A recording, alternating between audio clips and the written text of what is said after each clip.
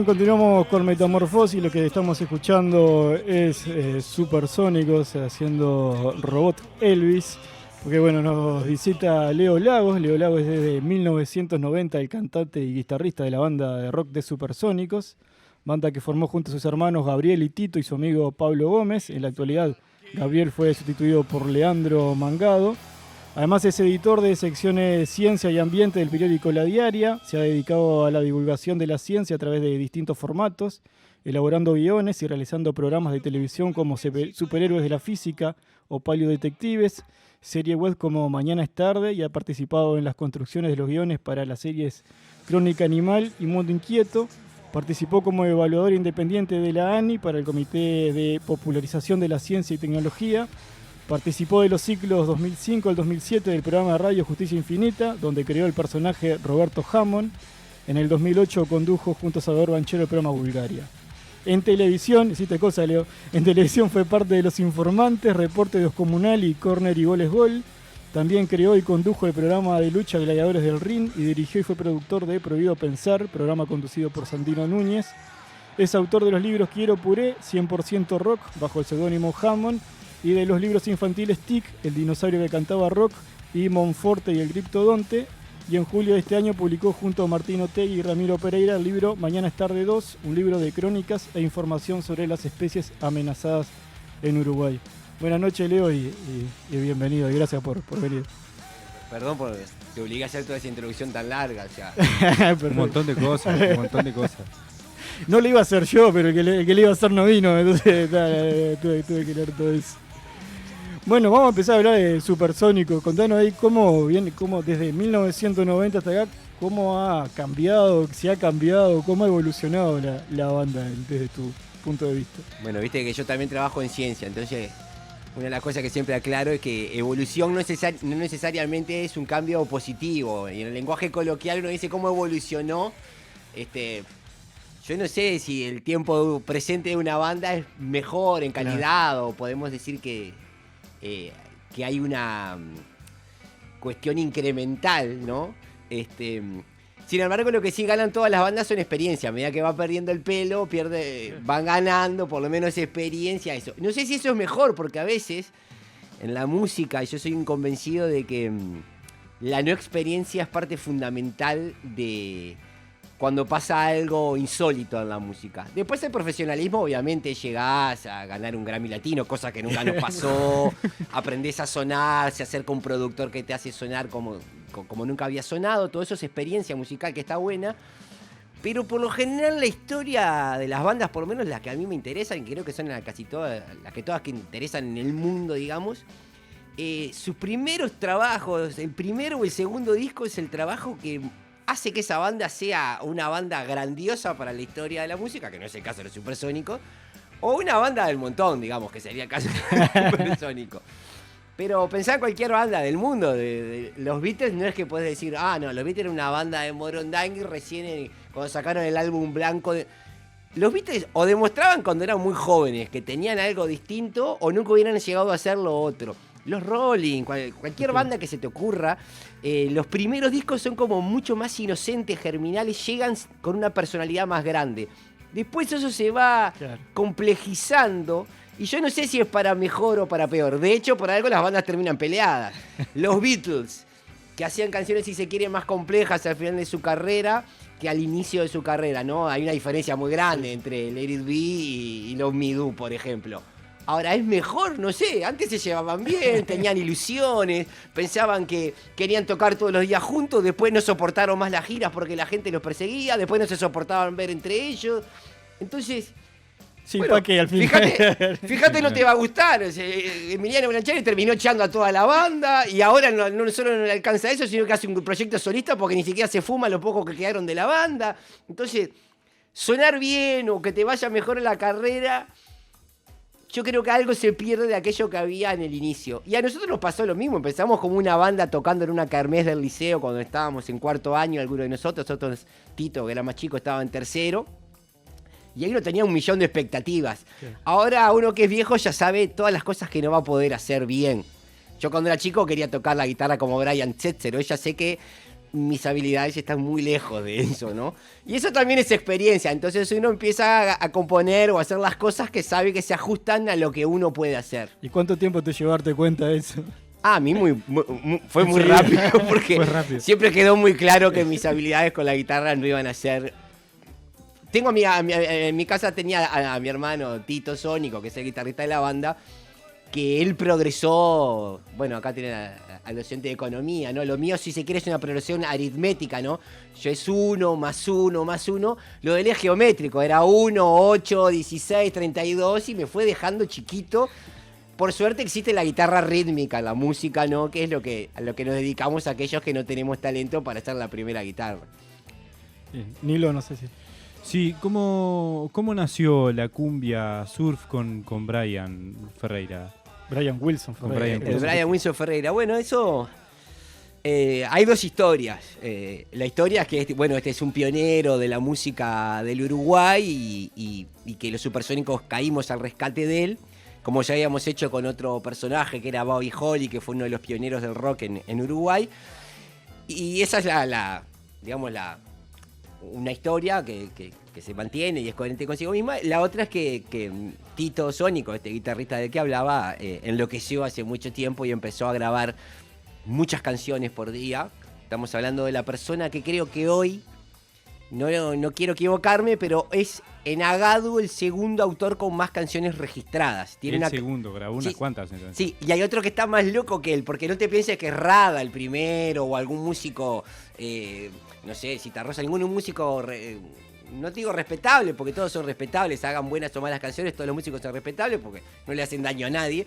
Pero no es un músico notorio. El que va primero, que tiene más canciones registradas a su nombre, está tan loco como mi hermano. ¿Quién es ese? No me acuerdo ahora el nombre.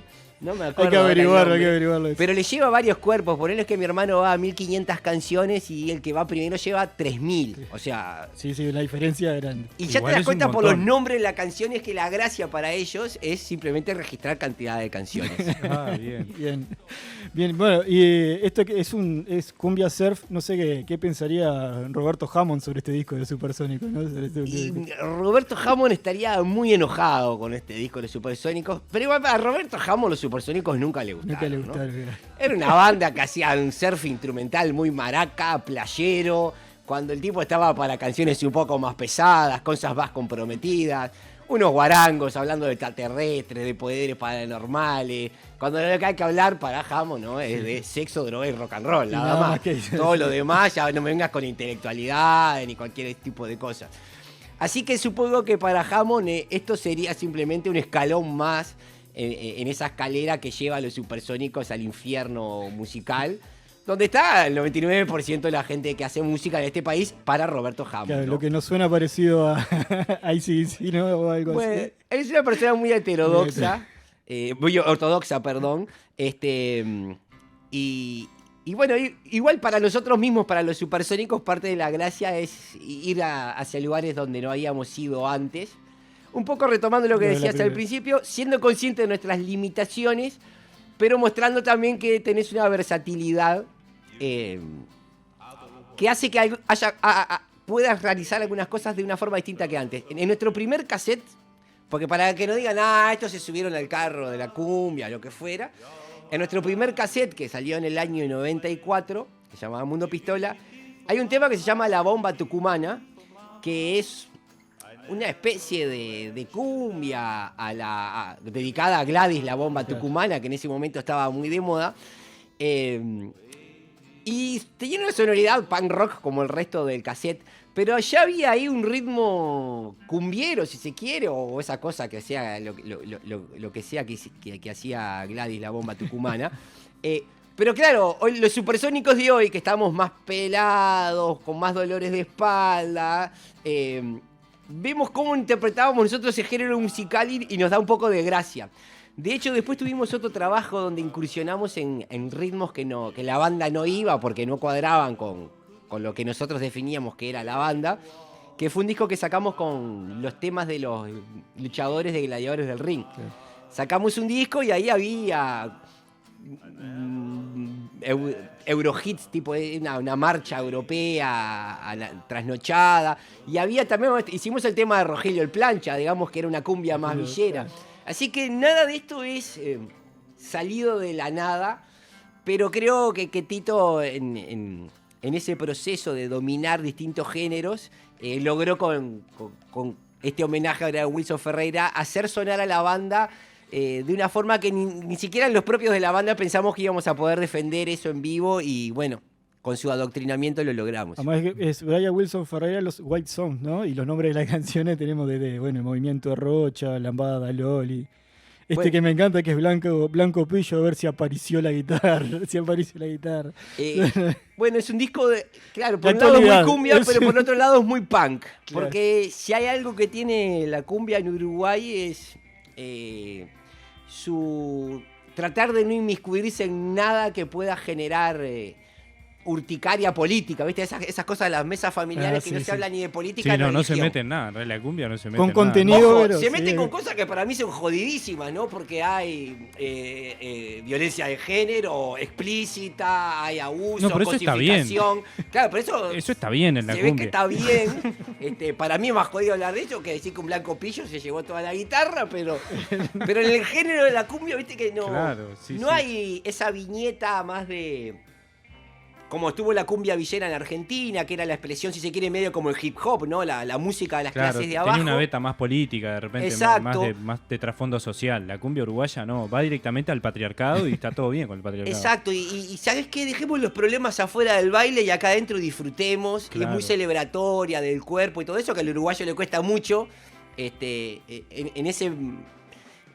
En esa mezcla de mente y cuerpo, el uruguayo siempre va primero por la mente, ¿no? Primero pensamos si está bien bailar tal canción y después, si consideramos que está bien, la bailamos.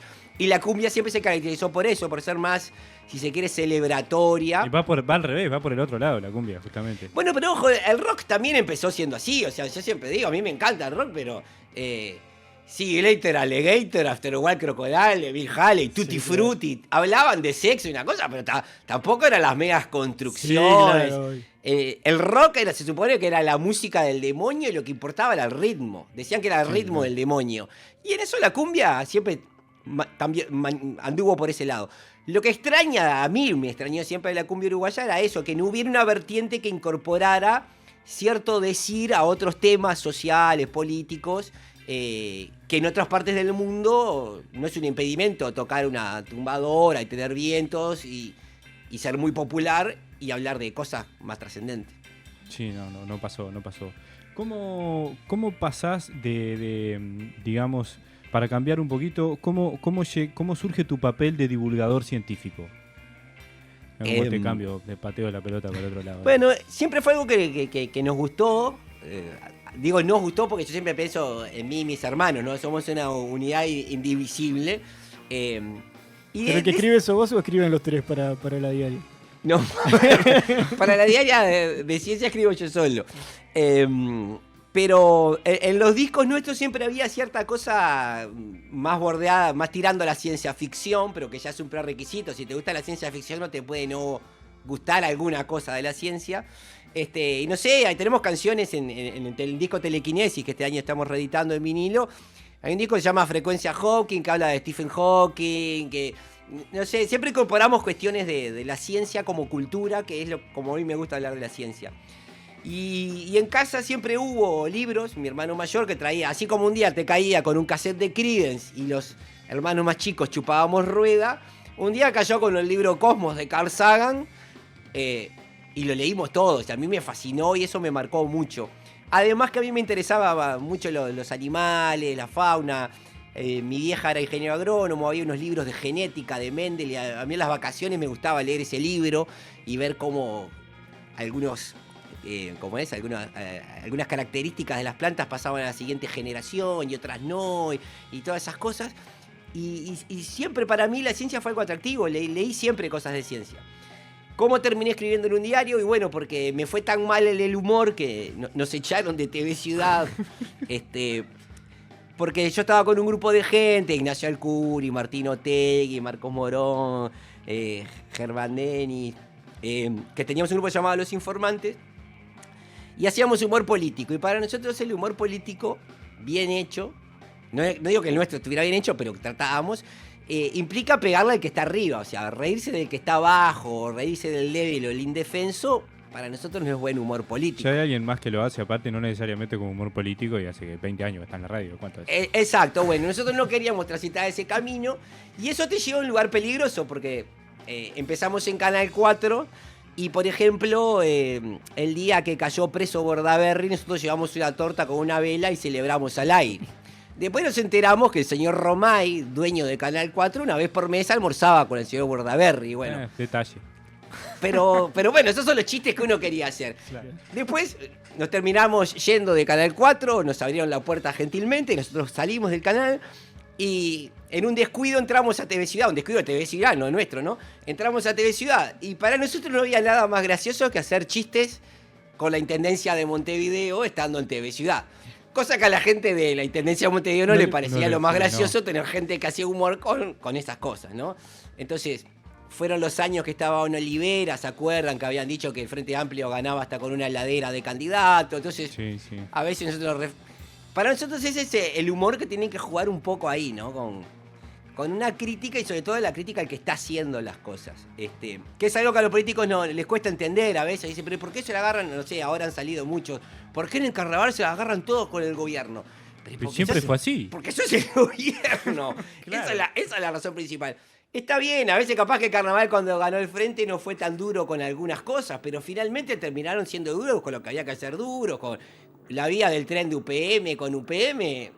Empezó con el gobierno de Valle, siguió con el gobierno de Vázquez, siguió con el gobierno de Mujica, siguió con el otro gobierno de Vázquez y sigue ahora con el gobierno de la calle. Entonces, si vos te fijás y analizás el carnaval, y a UPM se le dio siempre como adentro un gorro.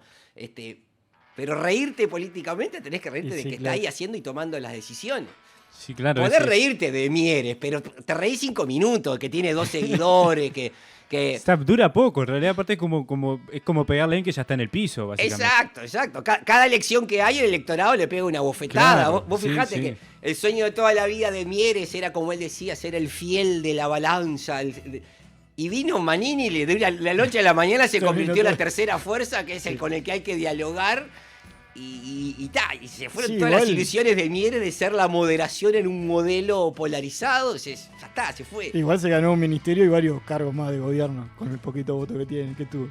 No, me parece la relación voto-beneficio es de las mejores. De las mejores de la historia, sí. Que ha habido en un partido político.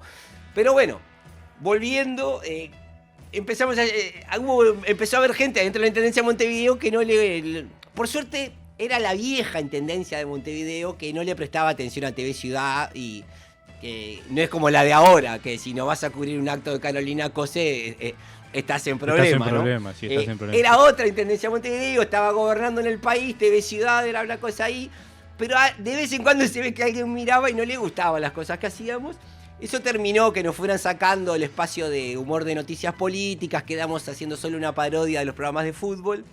Ahí nos dijeron que no teníamos que hablar de cosas políticas y lo primero que hicimos ahí fue cuando, durante las elecciones internas que coincidieron con el Mundial de 2014, puede ser, que fueron las que perdió el guapo Larrañaga, que parecía el candidato que iba a ganar las elecciones internas según las encuestas, perdió con Luis Lacalle Pou, y nosotros transmitimos eso como si hubiera sido un partido de fútbol, hubiera sido la derrota de un partido de fútbol. Le llevamos a Rafael Baice, que es sociólogo, que es entrenador de fútbol, pero también medio politólogo, y comentamos todo esto como si fuera una contienda política. Y encima terminábamos hablando de, bueno, si el Mundial 2014, si Uruguay le iba bien, si eso favorecería las intenciones del Frente Amplio de seguir gobernando o si lo perjudicaría. Entonces ya ahí nos llamaron la atención que habíamos hablado de política cuando no se podía hablar de política. Y uno le decía, pero escuchame, fue la noticia de...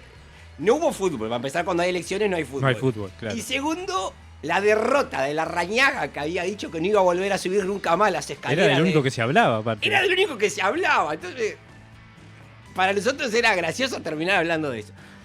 Después de eso, bueno, sucedió que Uruguay fue al Mundial, le confiscaron 40 kilos de dulce de leche y... A mí se me ocurrió hacer un chiste improvisado ahí de que no era el principal producto lácteo que Uruguay llevaba a las eliminatorias. Vamos a repasar ese chiste. Tenemos un audio. Lo tenés ahí bien. Sí, vamos. Bueno, cuando quiera. Para que Marcelino ahora está ahí con las perillas. Y ahora me voy a presentar a mí. Si me pregunta cómo estoy, mal. Si me pregunta cómo estoy, le tengo que decir mal. Si me pregunta cómo estoy, le tengo que decir mal. No solo Cristina, que se movía al tuerto, nos está haciendo la vida imposible con Si no con ganan las Bosnia. autoridades aduaneras de Brasil. Si no ganan las autoridades aduaneras de Brasil, a la selección. le han confiscado a la selección 49 kilos 29, no importa. de dulce de leche. 29, no importa. 29. Son 40 deportivos, tampoco me cifras, sé que eran de un número de cifras, ya difícil de recordar. Unos cuantos kilos de dulce. Unos cuantos terminaban en casi un número redondo, porque terminaban en 9. Continúe la Y mira, historia. yo no sé cuánto ganás vos. Y mira, yo no sé cuánto ganás vos, funcionario acomodado del gobierno de Lula da Silva, que acomodó a todo el PT y a todos los vagos que estaban al pedo. No sé cuánto ganás en Brasil. ¿Cuál es tu sueldo? No sé cuánto ganás vos, cuál es tu sueldo. No sé si te pensás que sos confiscando los 9 litros de leche, de dulce de leche, que te salvaba de que Uruguay. Y te voy a decir una cosa, mira. La mayor cosa láctea que llevamos al Mundial, la llevamos dentro de los huevos. Otros 79 kilos.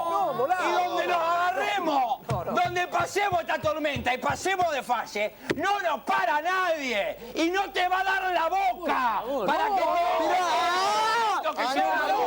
porque si hay algo que Uruguay tiene son huevos. ¿Y sabes qué? No nos ahogamos en un tico-tico. ¿Sabes qué? Meteme 40, me importa 3 carajos los ticoticos, porque Uruguay es más. Y lo que Uruguay tiene está acá, están los huevos. ¡Están los huevos! ¿Y te pensás que yo tengo miedo de ir a enfrentarme a Inglaterra y a Italia? Pero si tuvieron que llamar a unos mercenarios para que fueran a luchar con botijas en la Malvinas, que no tenían ni una campera Adidas para ponerse contra el frío, y llamaron a los Gurka. ¡Mirá, Tache! ¡Mirá, Creo que se entendió el punto. Sí, ¿no? creo que ya está. Lo que sí, creo que lo que estaban, que solo escuchando por la radio y no lo vieron por Twitch o por YouTube, entendieron qué era lo que se estaba. Sí, no es necesario describirlo. Incluso llega un mensaje acá al teléfono del programa, dice subidito de tono el programa hoy. Bueno, esto es Metamorfosis. Un día más arriba, un día más abajo. Perdón por bajar el nivel del programa. O subirlo, no sabemos. Pero para que vean, este desabrupto, esta bajada de nivel, lo que permite que ahora yo sea un periodista que se dedica a la ciencia. Porque por supuesto. nos echaron de ahí y bueno, todos tuvimos que reconvertirnos laboralmente. Hoy Ignacio Alcuri es un cronista de cultura, habla de ballet del Sodre, de ópera. Claro. Yo hablo de trabajos de la comunidad científica, así que Escribís libros para niños también. O sea que me parece que es adecuada la historia Vino para bien, vino Metamorfosis, ¿no? Hay que agradecer al director de TV Ciudad. Claro, Martín Papich, gracias por haber dejado 6 familias en la calle, violando todas las normativas que había en la Intendencia de Montevideo para romper vínculos laborales. Nosotros en ese momento pensamos que nos hiciste un gran daño, pero creo que nos has hecho Salió un gran bastante bien. Así que gracias, Martín Papich, donde quiera que tú estés. No hay un solo día que no pensemos en ti y en tu familia. Y ahí cuando haces estas divulgaciones científicas, ¿qué es lo que más te interesa o lo que vos pensás que es más crucial para la sociedad, que más puede aportar? ¿Por qué lado va o en realidad ni lo pensás ahí? No. Para mí, trabajar hablando de ciencia es algo maravilloso. Primero lo personal, porque me obliga todos los días a leer cosas que no conozco y a aprender. Y eso para mí es profundamente divertido. Pero además considero que la ciencia realmente es cultura. Entonces, tener la oportunidad de contarle lo que hace nuestra comunidad científica, investigadores de nuestro país en distintas cosas a la gente, para mí es algo que es profundamente motivador. Y sobre todo porque no es un trabajo que sea muy visibilizado, no son temas que están todos los días en los medios. De vez en cuando hay alguna cosa que sí irrumpe, yo qué sé, el día que descubren una especie de dinosaurio, Tacuarembó, capaz que salen todos los diarios, pero el trabajo de día a día de la investigación de la ciencia no es algo que se refleje en los medios. Y entonces para mí es muy divertido poder contar eso, pero primero porque me divierto yo de... No es que yo sea un tipo que sabe mucho de esas cosas, al contrario, me acerco de la ignorancia, de lo que no conozco y me fascina enterarme de cosas que pasan. Y poder transmitir eso mismo a otra gente que está del otro lado del diario, que uno se imagina que está en la misma, ¿no? Que es algo que no conoce y que le aportás algo nuevo, me parece muy entretenido. piel. Nilo, Eh, sé que bueno. tenés preguntas ahí punzantes. Hay preguntas. Bueno, no sé, para preguntarte un poco también del programa de Gladiadores en el Ring. ¿Cómo llegaste a este formato? ¿Te acordás de algo de eso, de esa época? Sí, me acuerdo. Yo trabajaba en ese momento en una radio, en Sarandí era, con el actual director de Canal 5, Gerardo Sotelo. Tenía un Ajá. programa de radio y yo hacía una columna de humor. Fue mi primer trabajo en radio. Pero hubo unos meses, no sé si... Unos meses, no, unas semanas que Gerardo estaba de licencia y hacía el programa con Jaime Clara. Y ese día nos comunicamos telefónicamente con un tipo, digo tipo porque en ese momento no lo conocía, que hacía lucha libre en Maldonado, hacía un evento de lucha libre y lo llamamos. El tipo resultó llamarse Fernando Machado, hicimos la nota al aire, la hizo Jaime, era una cuestión que le había llegado a él. Obviamente estábamos los dos al aire, hablamos, que no sé cuánto, a mí siempre me encantó, era uno de mis programas favoritos cuando era niño, era Titanes en el Ring, que era el programa de Martín Caradagian, con la momia, todos esos personajes. Y bueno, hicimos la nota al aire y yo me quedé pensando, voy a hablar con este señor, con este Fernando Machado, a preguntarle si no quiere que los Supersónicos le hagamos las canciones a los luchadores. Porque yo tenía el disco de Titanes en el Ring, y para mí era un disco que sonaba muy a los Twist. No sé si Pipo Chipolati efectivamente estuvo involucrado en la composición de alguno de los temas, pero era un disco que me gustaba escuchar. Y dije, bueno, tengo una banda, podemos hacer. Y esa idea que un día se me ocurrió así terminó transformándose en una colaboración de laburo con Fernando Machado. Nos propusimos hacer un programa de televisión de lucha libre, que era algo que en Uruguay no se había hecho.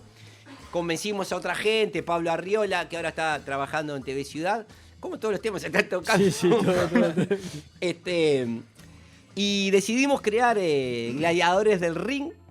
Eso era el año 2005, creo. O 2007. Yo para los años soy horrible. Si no era 2005, era 2008. Sí, Me parezco al personaje deportivo ese que no sabía bien la cantidad de los kilos de dulce de leche. Pero terminamos haciendo el programa de televisión en Canal 10, que le pareció que estaba buena la idea. Y fuimos a buscar a luchadores argentinos, porque en Uruguay solamente había una persona que entrenaba con argentinos, que conocía un poco como eso. Y bueno, fue un año que fue profundamente divertido y ir hasta Argentina, buscar luchadores, traer para acá, crear los personajes, los trajes de los personajes, las canciones de los personajes. Ya todos los niños que venían al programa ya crecieron, así que lo puedo decir. Tratar de ver quién era el ganador, quién iba a ser el campeón, hablar de las peleas, todas esas cosas. Claro, guionar todo eso, Que digamos. no podían generar ser ni todo el de contenido. Peñarol ni el de Nacional, me imagino. No, eso no podía ser. Y terminamos haciendo una cosa que para mí son, ahora viéndolo en perspectiva, siguen siendo muy gratificantes. Hicimos un Palacio Peñarol, un espectáculo de lucha libre, y iban los gurises y ver la emoción de pulgas, yo que sé, de 3, 4 años, había mayores también, pero niños que estaban como locos.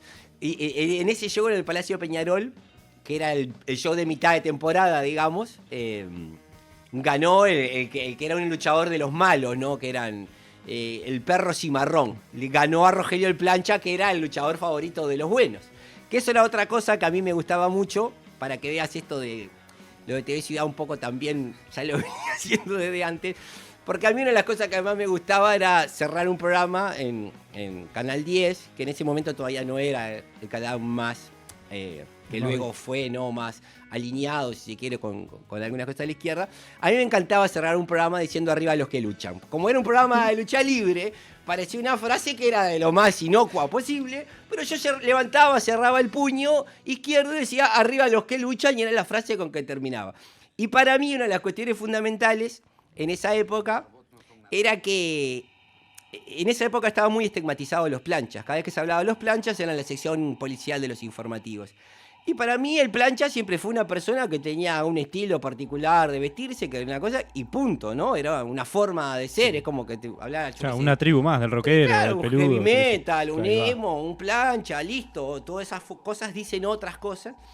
Y nos propusimos, y no sé si no fue lo primero que hubo acá en ese sentido, en que en nuestro programa el Plancha iba a ser el campeón, que iba a ser un mensaje subliminal, si se quiera darle, que no, escuchame, tiene la gorrita, todo eso, viene de un barrio que no es un barrio costero de Montevideo, y ese es nuestro campeón. Y fue una idea de construcción de unas cosas que vos mirabas un programa de lucha para niños, pero nosotros les poníamos esas pequeñas viñetas, esos condimentos, el que lo agarraba, y el que no, por lo menos socialmente veías. Y los niños hinchaban por el Plancha, eso para mí era revolucionario, si se quiere. Pero para darle dramatismo vos tenés que plantear un conflicto. Entonces hicimos ganar en el Palacio Peñarol, que no estaba lleno, porque nada de lo que yo hago se llena, pero había bastante gente, más que en un recital de los Supersónicos por lo menos. Y cuando ganó el perro cimarrón, había niños de 4 años pateando las sillas de metal del Palacio Peñarol como que fuera barra brava sacada, pero no, ¿cómo puede ser? Aparte el juez había sido un chorro, ¿viste? Había ayudado a ganar al malo, y había una trama ahí como de coima, que nos hace acordar a muchas instancias del partido de gobierno actual. Y bueno, para mí esa energía era fantástica, ver a los gurises cómo se sacaban y cómo lo que vos creabas le llegaba a esos lugares, para mí era fascinante.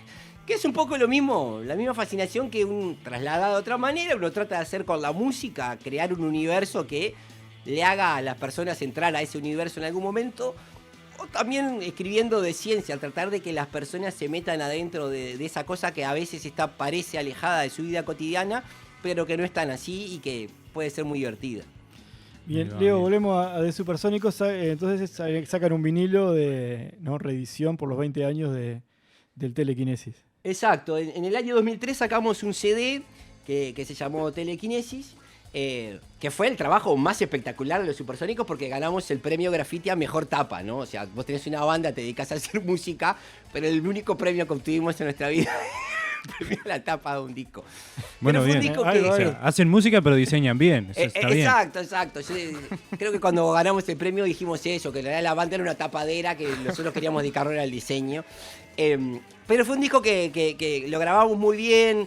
Ese disco nos llevó a tocar, a hacer giras por Brasil, por Chile. Fue un disco muy querido para nosotros y que habíamos logrado esa cosa que él decía, no era una evolución, pero que habíamos logrado por fin grabar como queríamos en ese momento. Y ahora que bueno, surgió esta cosa, como que estábamos...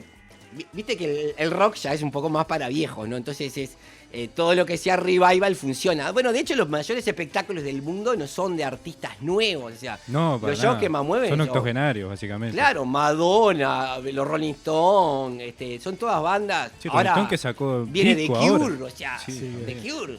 El rock tiene cierta cosa media nostálgica, media vetusta, media de olor a naftalina casi ya. Entonces, bueno, sacar una reedición en vinilo nos parecía algo gracioso para demostrar que, de cierta manera, que vos tenés una trayectoria ya pasaron 20 años de ese disco, que ni siquiera fue nuestro primer disco, pero además tenemos como esa obsesión del coleccionista. Era el único formato que nos faltaba sacar un disco nuestro en ese formato, porque el primer disco, El Mundo Pistola, del 94, salió en cassette. Después el segundo disco, Irrupción en el Cosmos, ya salió en CD. Después sacamos, más discos en CD. Llegamos a sacar un disco que hoy parece una tontería, pero en su momento era profundamente disruptivo. Se llamaba USB y era un disco que habíamos grabado nosotros y que cuando vos ibas al recital tenías que llevar un pendrive o un disco duro y nosotros te copiábamos ahí un disco. Ah, bien, copiaban el disco ahí. Y encima eso lo hacía Tito, y si tenías algún disco que a él no le gustara el USB, te lo borraba también. Buscaba ahí el... Y si tenías un disco, no sé, Charly García, a él no le gusta Charly García, te lo borraba y te copiaba de los Supersónicos. Después sacamos un DVD con la historia de Bobby Holly, después vinieron las plataformas digitales, sacamos discos solamente, el disco sustentable está solo en digital, pero nunca habíamos sacado un vinilo. Dijimos, completemos el abanico posible en que nosotros podemos fracasar, ¿no? Y dijimos, nos faltaba el vinilo y la gente de Bizarro Records entendió que sí, que teníamos camino ahí para avanzar. Bueno, bien, ¿y cuándo se edita el disco? Bueno, el disco se está fabricando en estos momentos en Argentina y vamos a hacer un show de lanzamiento el viernes 20 de octubre en Plaza Mateo. Y nuestra idea es, tenemos una promoción limitada, ¿no? Para las primeras unidades, la primera cantidad de unidades, en que prácticamente el disco más la entrada al show te sale más barato de lo que sale un vinilo común, digamos. Ah, bien. Entonces, si la gente entra a Red Tickets, ya puede favorecerse de esa promo, no sé cuántas están quedando ahora en este momento.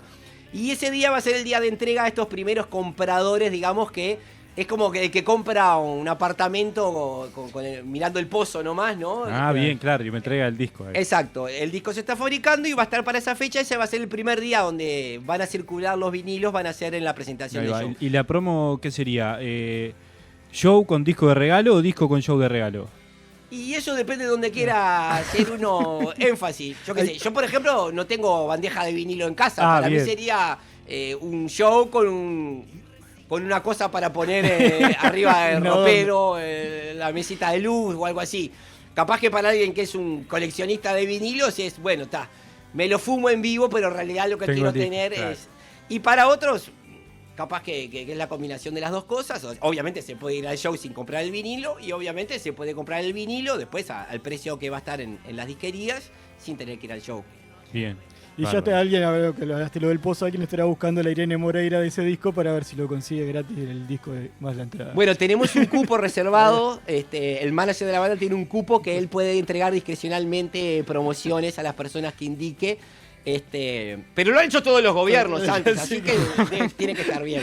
Muchas gracias, Leo, por haber venido y haber aceptado la invitación. Bueno, reitero el concepto inicial. Creo que si hablamos de Metamorfosis, hemos cambiado bastante. Hemos sacado discos de cumbias, hemos fracasado en programas de televisión de humor, ahora nos dedicamos a la ciencia. Me considero que la metamorfosis es un concepto que me gusta mucho. Bueno, bien, gracias, Leo.